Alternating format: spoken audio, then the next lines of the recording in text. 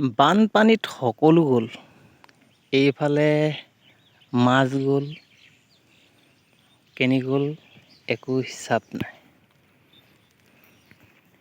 এইফালে লাগি থকা দাংবডিখিনি কেনেকৈ পলকতে নোহোৱা হ'ল তাৰ কোনো হিচাপ নাই। আৰু এইফালে লাগি থকা জলকীয়াখিনি পলকতে নোহোৱা হ'ল।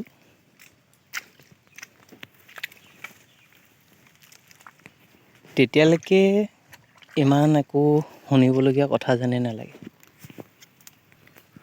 সকলোৱে গ'ল, তোৰনো এইকেইটা কি বস্তু, ইমান ডাঙৰ বস্তু গ'ল।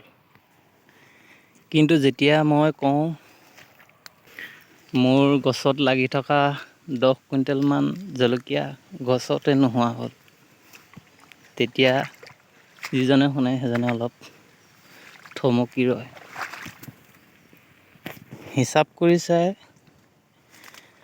1 কুইণ্টেলত 100 টকাকৈ ধৰিলে কেইটকা হয়, আৰু পূৰণ কৰি 10 কুইণ্টেল হ'লে কিমান হ'ব। তেতিয়া অলপ দেৰি থমকি ভাবে যে হয়, এটা মোটা অংকৰ এইখিনি গছ নোহোৱা হৈ গ'ল।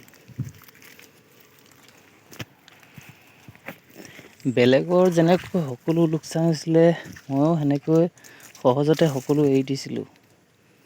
কিন্তু যেতিয়া গছখিনি কাষলৈ গ'লোঁ, এই লাগি থকা গছবিলাকৰ যিবিলাক ফুল, গছ, পাত থিতাতে নোহোৱা হ'ল।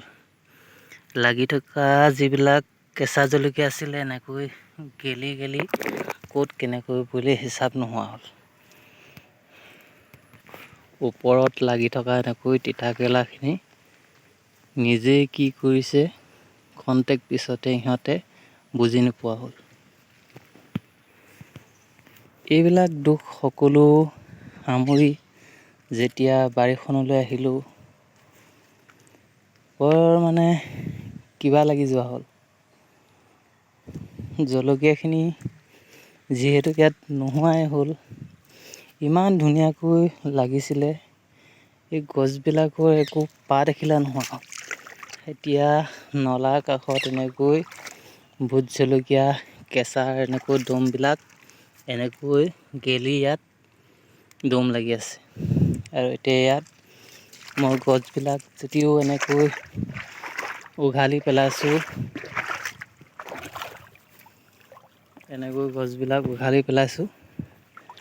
তাত ভৰি দিব পৰা মানে জেগা নাই। ইয়াত হাতে চুলেই হাতত ভক ভককৈ পুৰে আৰু বেছি দেৰি থাকিব নোৱাৰি। তাকে ভাবি কামনো কেনেকৈ কৰিম, অলপ দেৰি চকীখনতে, যিহেতু ইয়াতে মই আৰাম কৰোঁ গছজোপাৰ তলতে, এই শাক পাচলিখিনি চাওঁ। ইয়াতে বহি কাম কৰা কোনো মন নোহোৱা হ'ল। সেইকাৰণে মোবাইলটো আনি আপোনালোকলৈ আগবঢ়ালোঁ, এই অকণমান ভিডিঅ' হিচাপে এই সময়কণ কিছুমান ছবি দেখুৱাবলৈ। ইয়াত যেন কোনো অসন্তোষ নকৰি ভিডিঅ'টো শেষলৈকে চাই আৰু মনৰ দুখবিলাক যেন অকণমান বুজিবলৈ চেষ্টা কৰে, সেই বুলিহে এই ভিডিঅ'টো প্ৰস্তুত কৰিলোঁ। ধন্যবাদ।